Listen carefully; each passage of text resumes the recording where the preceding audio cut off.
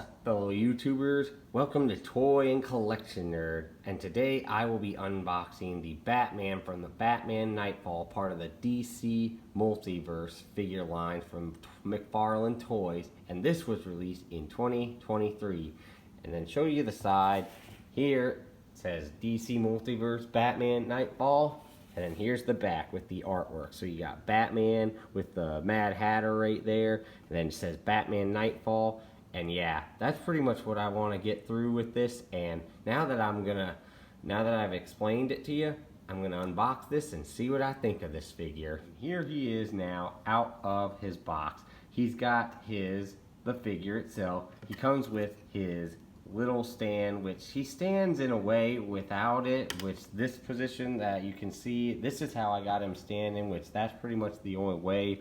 Looks like he will stand without the stand, but if you want to put him in any other position, you're most likely going to have to use the stand. He's got two different hands right here, that these ones you actually have to use to put on and take off his punching ones that he has on in order for him to hold the Batarang right there, which that's pretty cool. It's actually kind of small looking at it or so. It looks a little too small. It should be a little bigger from it, and it also kind of looks a little like uneven or so if you look at it a little closer. I mean, it kind of looks more like it kind of got shifted over to this side, and this side's a little longer than this side is. So yeah, that looks like it was a little issue that they had creating the mold right there. So, but that's no big deal right there.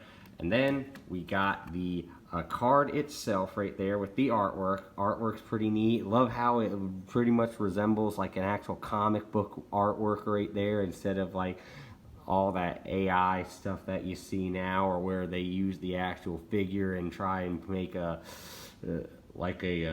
cardboard or paper background right there. And then this is just the data file description about him, which you all pretty much know the story about Batman, Bruce Wayne, so not going to get into that. If you want to read this, just pause the video and you can read it. Looking at the figure, he is a neat figure for sure. Love that they got the coloring with the gray, yellow, and blue. He kind of almost resembles like the Batman from the animated series that was based off of the Tim Burton films right there. And yeah, love how the artwork on the whole suit, it is pretty detailed with the muscles, and the love the bat symbol right there, how they got that pretty accurate right there, as it was in the comics right there, in the later ones and the animated series. And also the articulation that we got, and also right here on the gloves, love how he's got the spikes right there, and also at the head mask, how the ears right here, they're more pointy and almost like bigger, unlike some of them I've seen where they kind of like are kind of small or so right there.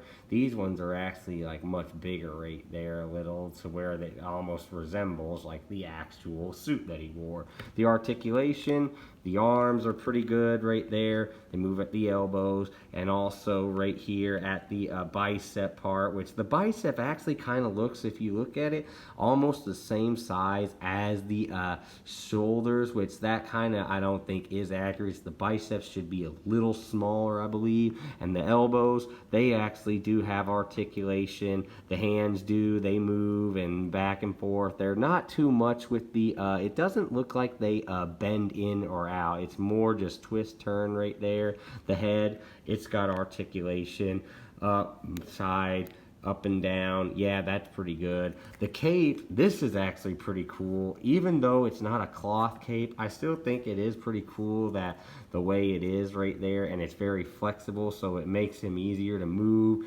And also the torso, it's got articulation, not too much. It is a little tight. The waist, nah, the waist doesn't have any articulation, and the legs, they got articulation, but due to like the tights part right here, they don't bend that back as far as they do forward right there. And then the knees, they got articulation with the double joint right there. And then the feet got articulation, and also at the toes they got the articulation. But standing him up, like I said, he falls like over. So if you wanted to stand him up straight like this, you're gonna basically have to use the stand to get him to stand up like that if you wanted to. But that's pretty much all I gotta say about this figure. The articulation's pretty smooth in some parts. On parts it is a little harder. The biceps should be a little smaller. The cape, I do wish it was cloth, but even with it being the plastic, it's still cool to have. It is. The whole design is all well done. Love the paint job on it. The facial features are good.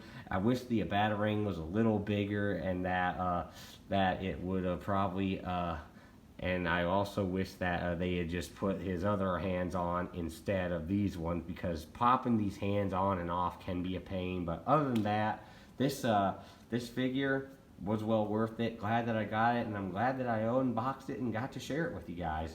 Thank you all for watching this video. If you like it, remember to hit that like button and also subscribe to this channel and hit that bell icon so you can be notified whenever I post new content.